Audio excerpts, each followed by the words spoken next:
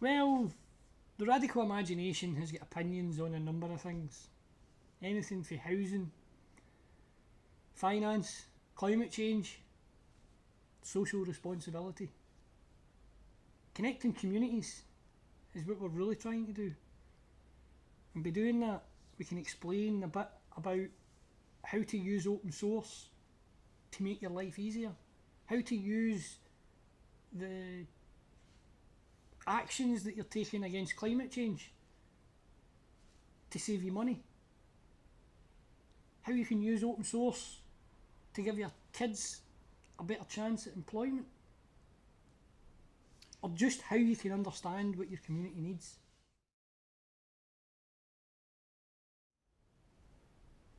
Do you think the whole thing's about access?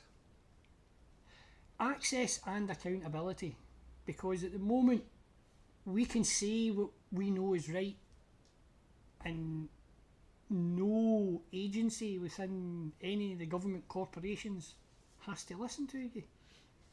So again, unless individuals like us start speaking and explaining these things, for example, the fact that the Scottish Parliament have asked Google not to index certain pieces of information within the parliamentary website. So in other words, preventing you or I from finding specific pieces of information that may relate to someone else. For instance, if there are two people with the same issues, why shouldn't they be able to pool their resources and ask for the same treatment from government? And the only way to do that would be to search for like-minded people or similar situations within the reporting system of the Scottish Parliament.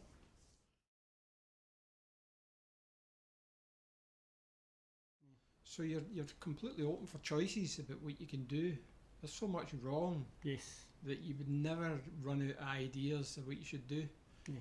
And I think people have to start thinking about doing what they know is already wrong without getting too involved in the whole big. But even as you say that, right, we know that there is so much wrong. What we need to do probably is prioritise where there's an impact to children. That's probably the biggest impact that we could make by communicating.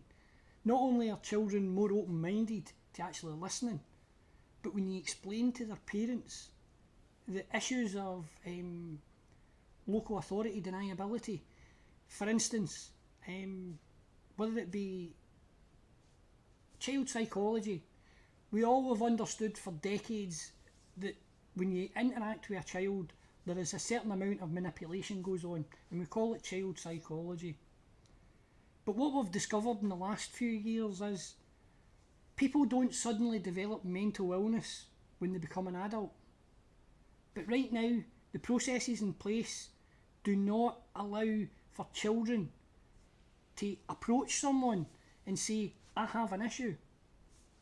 What that tends to do is leave whole parts of society with no avenue of support. So if you are in a more affluent area and your children are going to a more affluent school, what you'll find is there will be an educational psychologist attached to that school. But if you go down to Black Hill and you go into one of the schools there, especially primary schools, where we know that the formation years between 5 and 8, we decide a lot of things that we're going to do throughout our life. And if we don't manage that process, then we end up in the situation that we have just now, where people turn to addiction to hide from the problem, whether it be the mental health issue that they have or the way that the society treats them because they have these issues.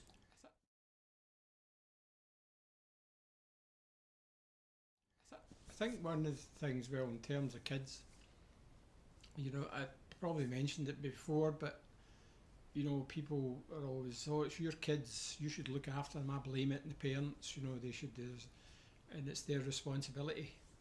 But in actual fact, kids are everybody's responsibility. Yes. They're part of the commons, Yes. part of the common good. Because immaterial what their parents do, say, or tell them, or teach them, or whatever, you know, if that doesn't happen, somebody else is going to have to do it. Because this is our future. Yes. And if we can't invest in other people's kids, how are we investing in our future? You know, you can't just, well, you could go down the road of Trumpism and just think about number one, Yeah. everything for me, nothing for you. But where's that going to end? But, you know, but these simple ideas about commons that we have, even in terms of the common good and property and land rights and all this kind of stuff, these are a good way of developing that kind of attitude about we're all part of the commons and we have to rely on each other. Yeah. To have a decent life. If you want a decent life, you're going to have to rely on each other. And I think these things are worth developing, you know, that idea about the commons, about recreating the commons. Yes. Where people necessity needed a space. You know, even when you had the warlords of the Middle Ages and stuff like that, they understood that you needed to give people space. Sanctuary. There was even a definition of it. But it's the way that the Middle Ages, these warlords, irrespective of their animosity or their aggression or their threat level to that community, they came across a church and that was the sanctuary. So they respected that value. And now what we have is administrations that have no respect for any value. Yeah, and also the thing connected with the idea of slavery in the old sense, it was an investment. Your slaves were an investment, so you had to look after them. Well, you had to clothe them and feed them, and make sure They stayed healthy and fit to work. Yeah, because they're going to have to work for you, etc. But the kind of modern day slavery is we don't care. If you die, there's another one up the road there who can step in and do our bidding. So they don't even have to invest in their slaves anymore because they're dispensable. Well, we've seen that with the Sports Direct, right? If you went to the toilet whilst you were on shift, you were subject to discipline, up to and including the sack. So therefore, people were urinating in bottles to avoid going to the toilet. Now that leads to kidney problems. That can even lead to heart problems.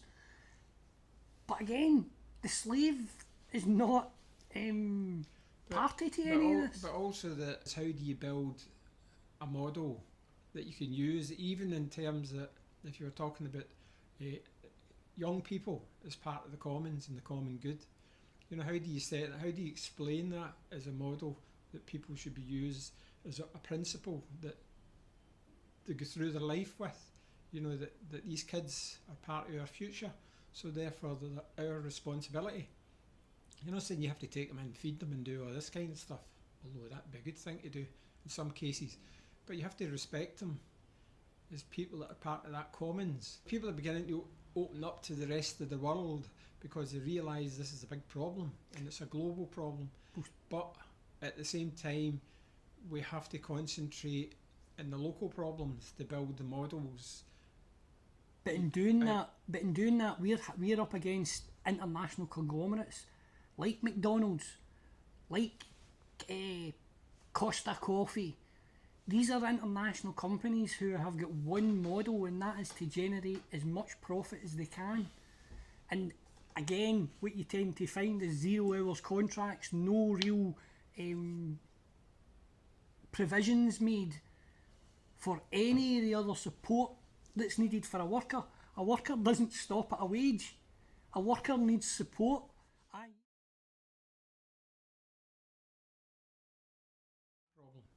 Well, obviously, the one of the best solutions to that would be the approach to universal basic income. And unionisation.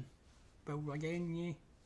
Well, with unions. With anything universal, it becomes a union of people. So again, with the universal basic income, if that was applied to the nation as a whole, there would be a catalyst to say that we're all the same, as opposed to the way it's driven just now, where you have the people who are denied benefit, then you can escalate it all the way up through disabled benefits and unemployment benefits into working tax credits, and it all does the same thing. It exposes the fact that it's profiteering, not profiting. So this is the part that we need to tackle, and we need to tackle it by approaching not only the tax laws, because the way that the tax laws work for these international conglomerates that can come in and hit us with 0 hours contracts, this is the bit that we need to close.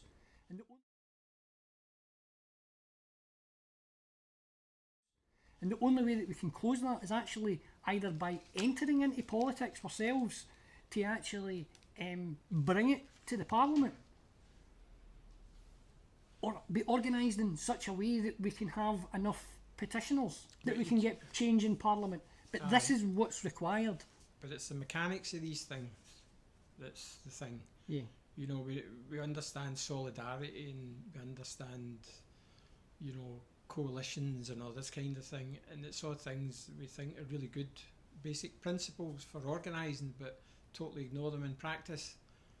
And doing street work and getting into communities and discussing things with people, you know. So this is the stuff. This is the real stuff that needs tackling. It's nothing to do with the whole big, you know, the whole big idea, because all you're going to do is float about in information the whole time. But you have to kind of solidify some information and put it into something that's sound, that somebody says, well, here's a component that's been worked that you could use to go towards doing these things, you know, rather than we're doing this and you're doing that and we're anti-war and we do this, we do that.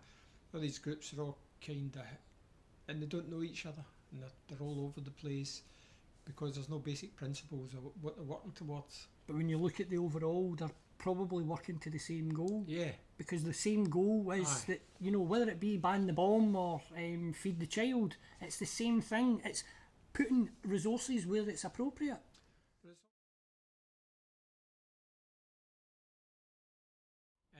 And this is a big problem with groups and different organisations. You know, they're a kind of locked system, and they're obviously controlled by grants in lots of ways and different things like that. And how you break that down, to me, is a big problem. And I think what we're doing has to be something to do with that. Mm. How to get these, how to create, you know, like movement intellectuals, people who are writing books off the face of the community and help, but not using it as a kind of a stepping stone to their career. Asking, going out and then produce some book and it lies on a shelf or something like that. You know, you need and there would be better books if there was more engagement.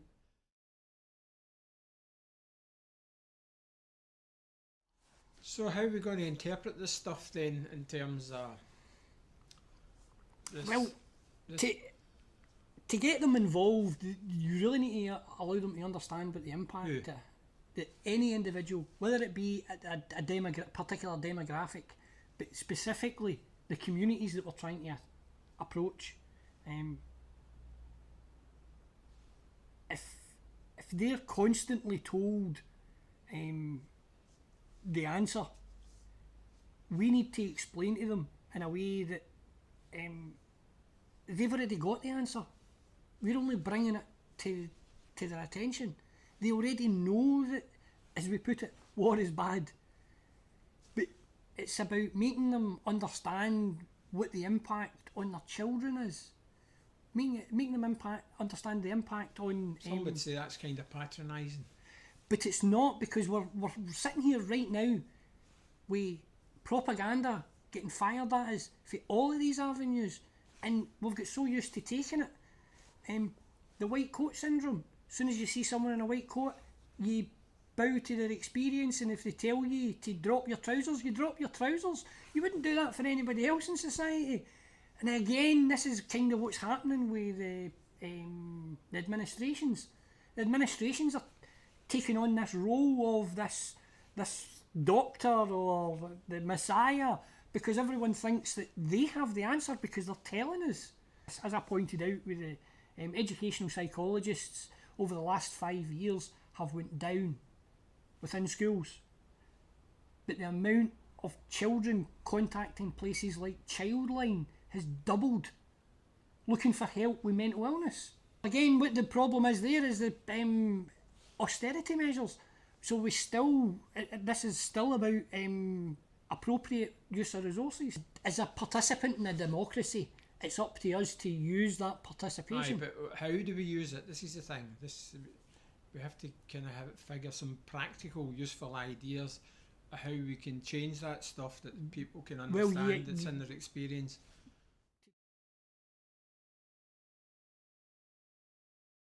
The only way to change, especially administration, is the use of their petition process, the use of the formal complaint process, the use of the presiding officer, the use of the Commissioner for Ethics and Standards in Public Life, because all of these individuals have clearly defined in an SOP a responsibility.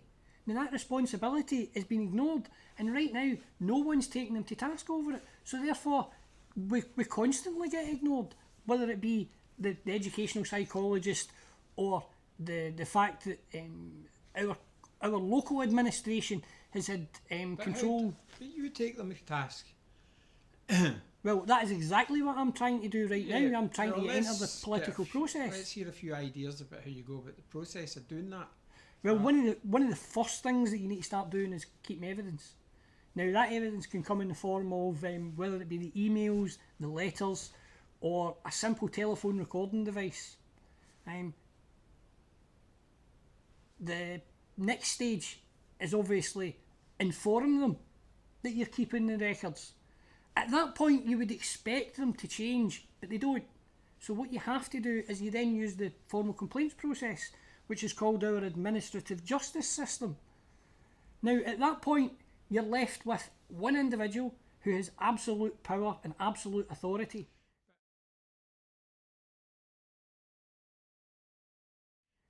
But in between that, it's interesting, having some kind of procedure when you phone people. You get, yes, please phone this number, please do this, please do that, please do the next thing. And one of the systems that's useful to use is you don't get harassed. You're going to be on the phone for 3 hours, it destroys your day or whatever, but you put aside the hour you're going to phone these things on a Tuesday, and you phone them on a Tuesday. If you get through to somebody, the first thing you do is ask their name or their position or whatever. Yeah. You get as much details off of them as they're asking from you, yes, because you need to refer to them. Yes. And one thing that does is they don't lie to you too much, because you've got a record. Well, at that point, it's accountability. And it also puts you in the frame where, this is a two-way street here. I'm not just here to answer your questions, you have to start answering my questions. And the other thing is, you don't hang about on the phone the whole day. You do your hour and you put the phone down, and if you're going to do it about 2 days later, you just get into a system of using the phone, and if you get results, fine. If you don't get you don't get fine. And it keeps your attack fresh, and it keeps that idea about keeping your information together. Yes. And Tuesday the 22nd, I phoned this office, I spoke to Joe Bloggs. She told me it happened, this, that and the next thing. And then when you phone the next person, you say, hi, I've already phoned Joe Bloggs, he says this. So what I'm looking to do now is to talk.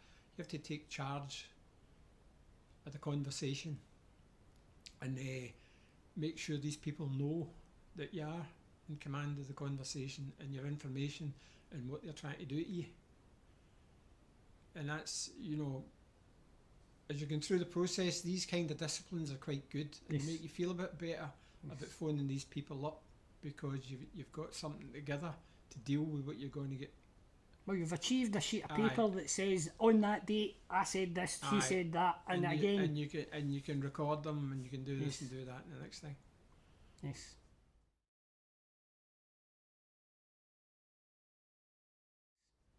So what you were saying, the next stage was... Well, the next stage is the formal complaints process. So again, every body under jurisdiction, whether it be police, fire, ambulance, local authority, are governed by the Scottish Public Sector Ombudsman in Scotland. Now, obviously, there are versions in the other countries of the United Kingdom as well, but we have the Scottish Public Sector Ombudsman. Now, at present, this is a broken system because it's governed by a single individual. And if that single individual doesn't like what you're saying, he doesn't need to explain why he doesn't like it. He can just reject it. For instance, if you have a risk to life assessment from the Fire and Rescue Service, he doesn't need to pay attention to that. It's not a court of law. So he's not governed by the rules and regulations. So in saying that we have the procedure, we know that it doesn't work, but there is always another stage, and the next stage after the complaints procedure and getting to the Public Sector Ombudsman would be seeking a judicial review of the decisions of the Public Sector Ombudsman. Now, this is the only avenue that you have of recourse. And this is in the context of what? This is in the context of any administrative justice. Whether you're wrongfully accused by a policeman and you feel that he's violated you, if you complain, yeah, it can go to the Police Complaints Commission, etc., etc.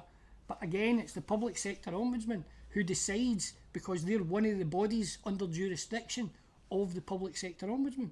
So it's not just about housing. This is about finance. This is about everything.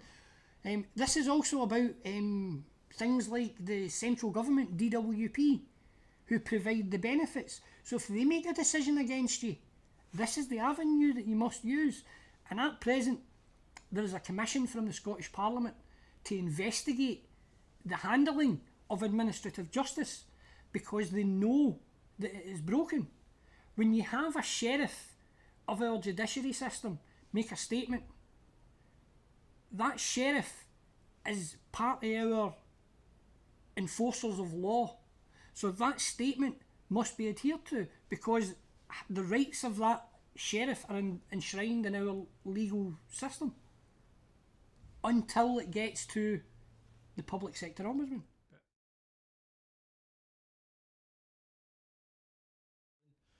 But most people's kind of struggles are a wee bit less, they're a wee bit more practical. And even if you don't get a result out of something, you want to kind of get your own back. You want to get something at it. Yeah. You want to get some idea that some sort of indication that you were right. That's really what people look for. Tried to do something, and at least there's some idea. It's this idea when people are just left void or any kind. It's just something that's done to you the whole time, and it's not something that you can do something about, and you're expected to accept it. Now, even in principle of the thing, at least you tried a few things, and you tried this, that, and the next thing. You don't just walk away with your head down, because the next time you go into that scenario, you're going to have to deal with this stuff again. Yeah. So it's important that you go away with information and knowledge about that process, and particularly knowledge you can pass on to somebody else, which is the other case. But you used to have the old claimants union. Yes. And basically all you did, if you went to the dole with the claimants union, you had somebody sitting next to you who kind of knew how the dole worked, and you sign on, you never get any hassles. And if there was any hassles, they say, well, I don't think you're allowed to do that. And it came to the point where you didn't even need somebody for the claimants union, you just take your mate with you, because they didn't know who was who, whether he knew anything. And there's a lot of people getting into trouble because they're representing people in the dole, which is perfectly legal, and they're trying to say it's not legal because they need isolated people so they can pick them off. Yes. So these kind of things, which are pretty simple, as long as you know you're within the law. I mean, you can stand there and say, no, do what you want, get the police, get the security, do what you want, I'm within my rights. And a lot of people walk into these places not knowing that kind of thing, and they just come out, and whatever these people decide to give them is what they get. Yeah.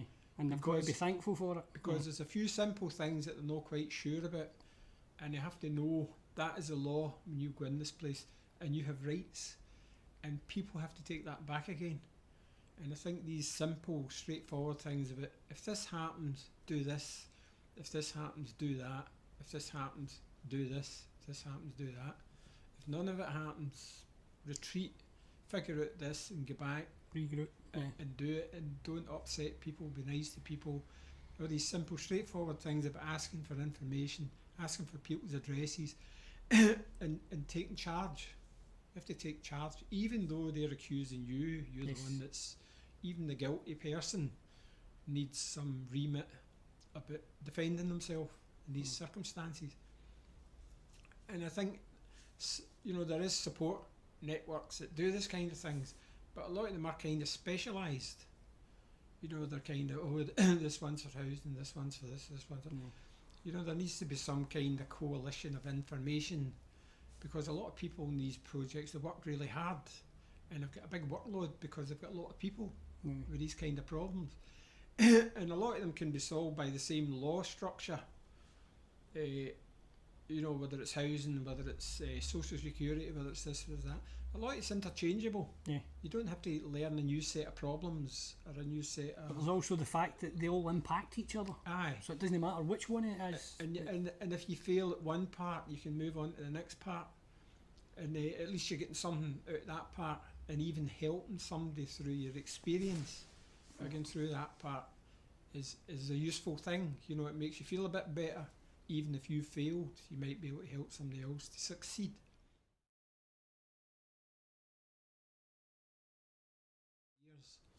But you've had a lot of experience in this stuff, but dealing with councils and dealing with this and dealing with that, dealing with the next thing. And I suppose it's a bit the same as when we were talking about open source and coding. People who've went through a lot of experience of these things kind of sometimes take it for granted that other people know what they're talking about. Understand the basics, yeah. And in computers, and people say just hit the return, and you're going, return? What does that mean? Where's the any key? Yeah, because if the best way to learn things about computers is somebody who's just learned. Because as soon as you learn, you completely take it for granted that everybody else should know this. And you forget just how difficult these things were when you first looked at them. And of course, after a couple of weeks playing with it, you think you're an expert, and the next sad person that comes along that doesn't know how to use it, you think, come on man, this is easy. You know that? And people, and all these things are kind of like that. And sometimes you need to repeat the same lesson over and over again to people get it. Well, I know what I need to get that process, because it's just in one ear out the other ear.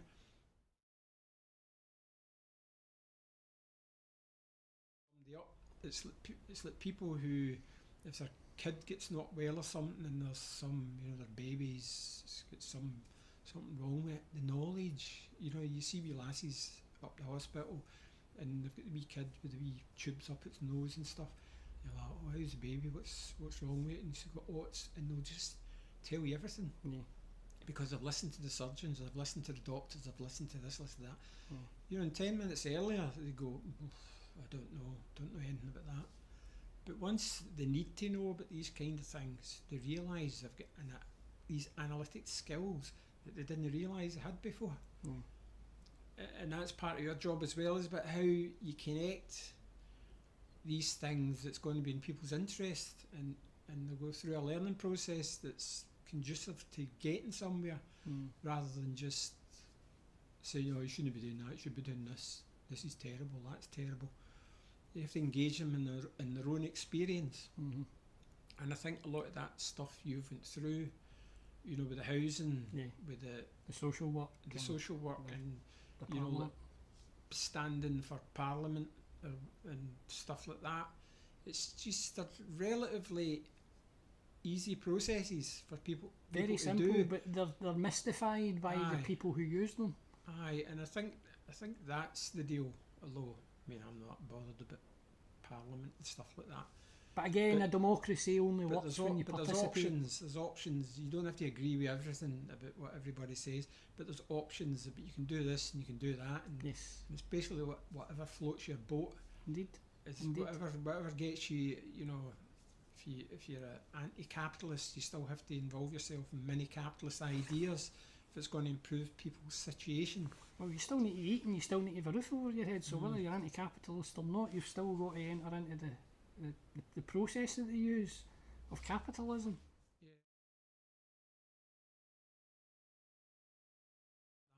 If you're doing something, you've got an agenda, what you're doing.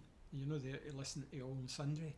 Yeah. You're there to listen to the people who are struggling Yep. with the thing that you're kind of dealing with at the time.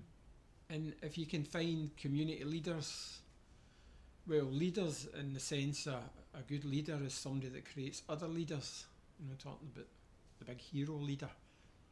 You know, because you can go through lots of places and then you'll just bump into the right person and they can connect with people. You know, and they can organise, they can do things a lot easier than somebody else just floundering about the place. Yeah, because they've already got the connections within the network of the community. And you won't find them. You won't find them unless you get involved in that community. Unless you go into the streets and talk to people. Go to the community centre, go to the church hall, whatever it is that's having a meeting. Where you go anywhere, it's just walk out your front door and turn right, and you'll find enough things to be getting on with without even looking for them. Yeah.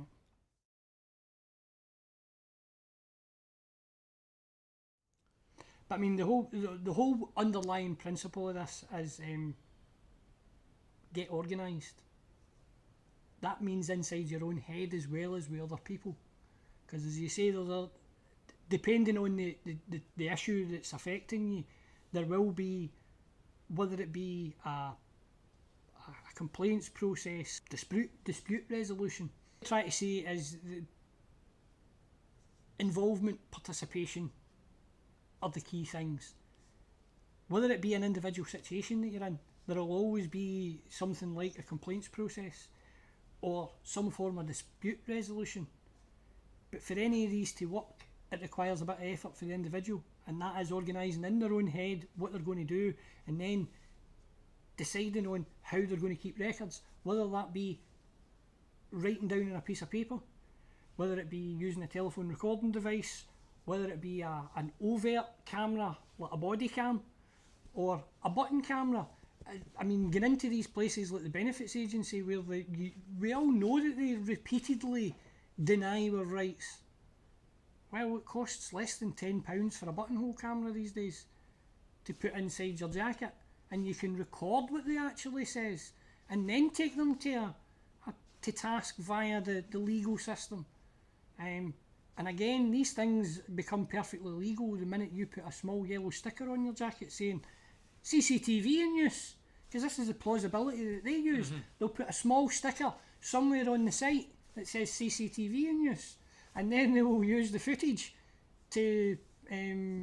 So you become your own CCTV camera? Yes.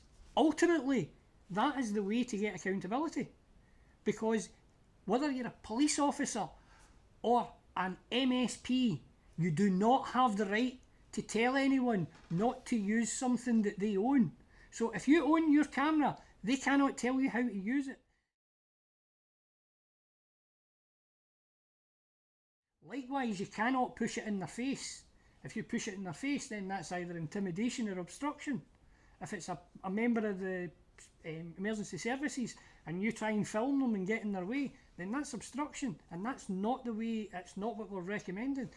If you put a camera inside your jacket and you stand and talk to someone, and on your jacket is a badge saying, warning, CCTV in use, then that's up to them to challenge you and say, I don't want to be filmed.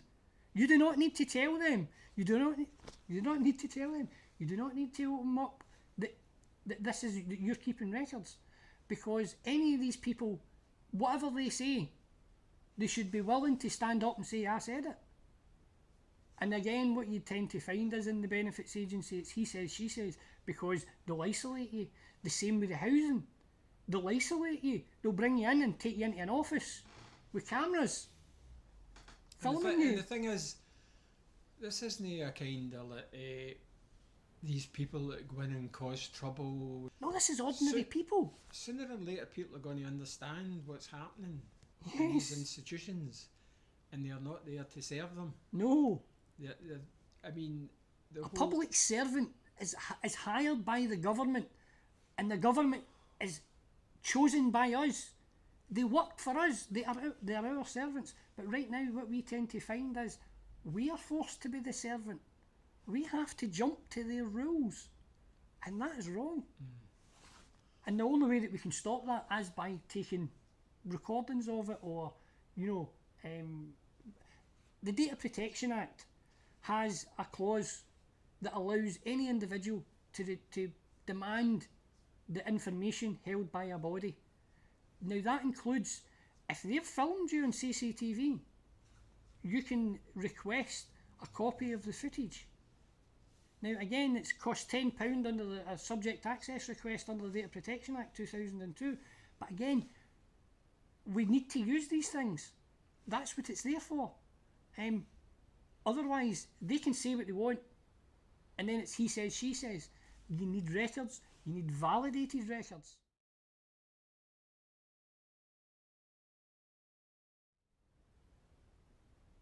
The reason you have to do a lot of this kind of stuff nowadays, which sounds devious and stuff, but it's the institutional apathy towards the rights. But the reason you have to do these things is because it's changed that much, and particularly how they're making lots of money off the poor. You know, the poor is another big market that's opened up about how you exploit poor people, and they're doing that through the dole system. Yeah. You know what I mean? You're not getting in, you talk and you get a fair crack of the whip, you get your money, you don't get the money.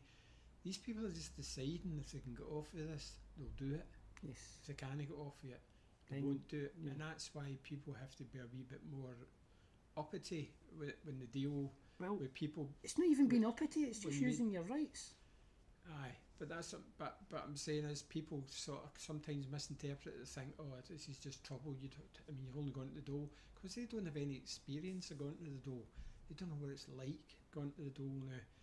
And it is a case of saying, if you can get off it and stop this person's benefits, do it. Yeah. That's what happens at the dole. You don't get what you're due, you get what you fight for, the same as everything else, and they'll try and keep it off you. Yes. As much as because their job depends on it, etc., etc. And that is the only reason why you get working class people at one side of the counter bullying the other working class people. Other people at the other side of the counter, and probably some of them are ashamed. But what can they do about it? They're stuck in this. This is the system.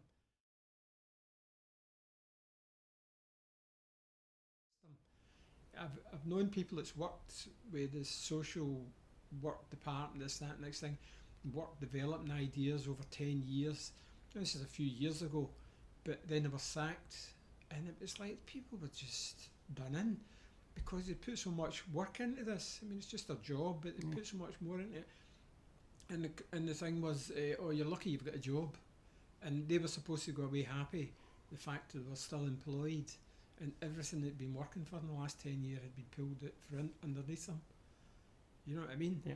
And a lot of people still think about the dole as back in these kind of days where people just get the money, and the ones who need it get it, and the ones who don't get it. That's just rubbish nowadays. Yeah. Everybody is equal, whether you're due it, whether you're not due it. Well, everybody's denied. You have to overturn that denial. That's basically what it is. If they can keep it off you, they'll keep it off you. That's the difference, and that's why you have to be a wee bit more proactive, forceful, yeah, or both. Mm-hmm. I mean, you kind of described it as maybe being a wee bit devious, going in with a camera, but when you describe these situations, that's not devious, that's responsible. Because when you use CCTV is not for the protection of a single individual, it's protection of every individual that's in the vicinity. So not only yourself, but the person on the other side of the desk. It's up to them not to do things that they know is illegal. So if they do something that's illegal, i.e. if they think they can get away with it but they know it's not right, then that's illegal.